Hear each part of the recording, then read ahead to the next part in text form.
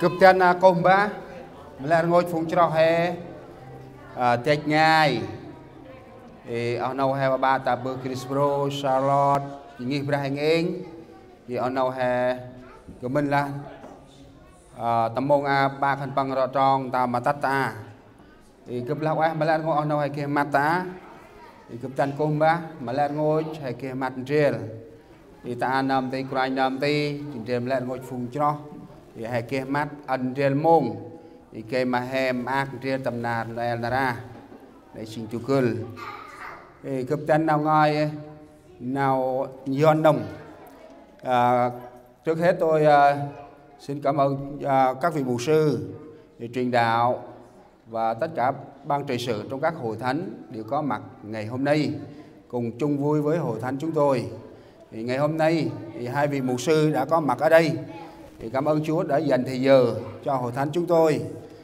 Xin mời mục sư Isiep thì có mặt ngày hôm nay. Chúng tôi hoan nghênh mục sư và cảm ơn. Xin mời mục sư.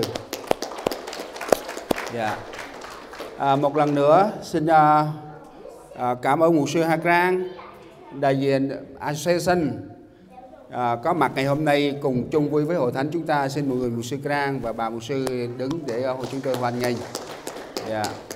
Dan he cả kinh musam ấp mà nghi brandu he tá kia mà kia nào mát tâm na he Noel nara thì khát là ấp nào chi quét ấp tên nào kia căn thì khane ăn mông na kia mà mát gel mà nghi brandu he nara thì cướp xịt lão á cướp chào mà thì coi nghi bra thì lắp tâm program dừng ba.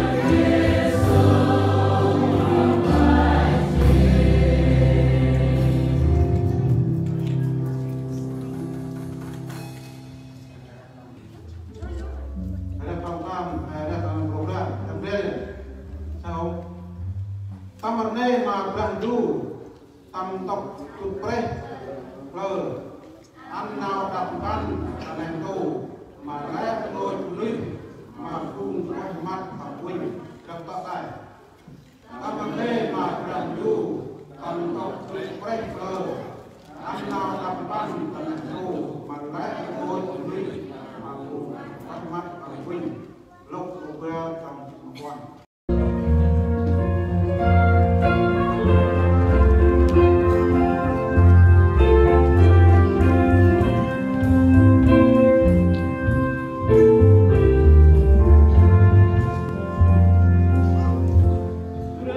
Hãy subscribe cho kênh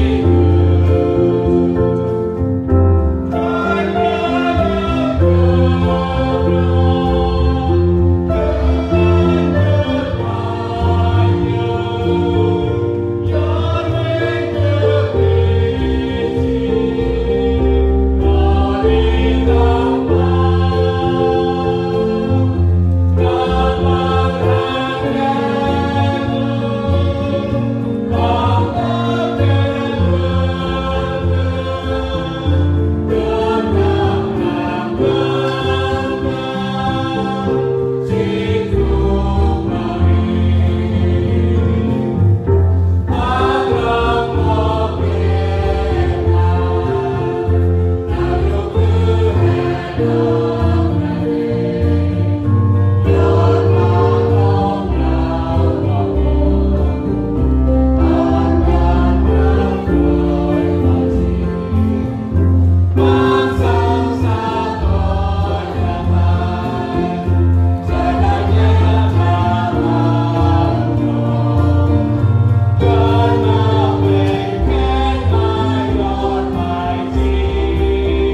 Mì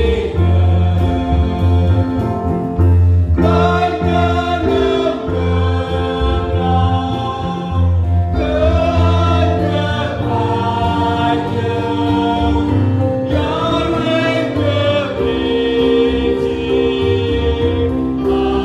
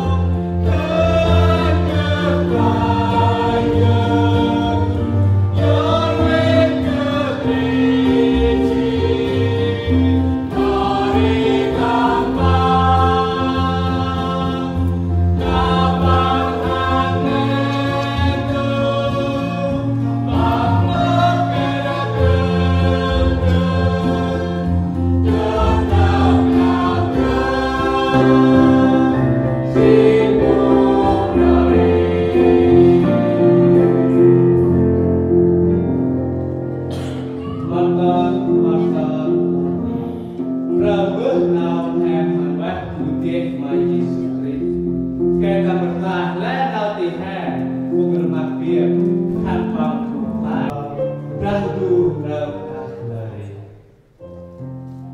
bỏ lỡ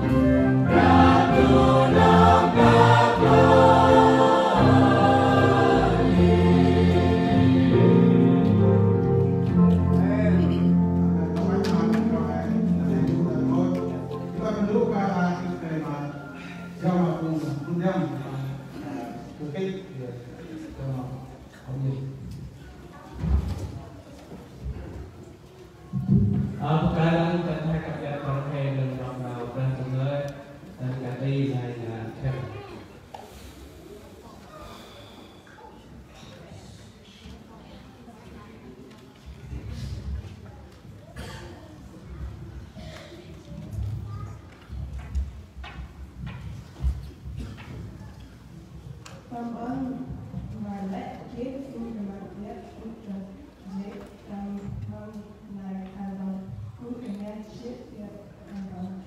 Kia từ khoe và chư Phật Bồ Tát Phật. Nam lễ là mà các lưu giác ăn chư cảm ơn.